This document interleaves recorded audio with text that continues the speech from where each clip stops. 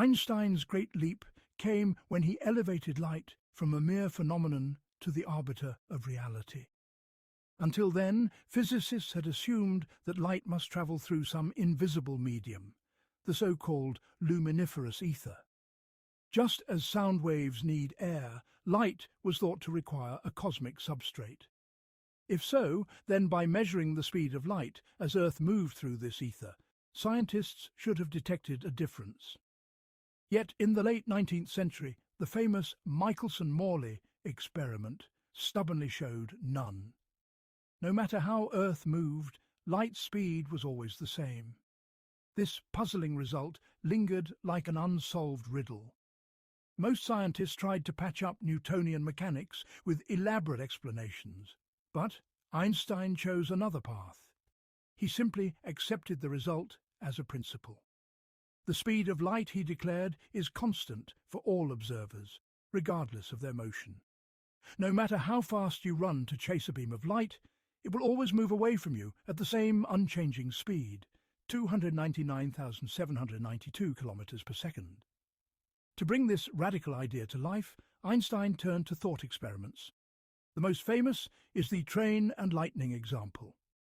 Imagine a train rushing along the tracks. Two bolts of lightning strike both ends of the train simultaneously, as judged by an observer standing on the platform.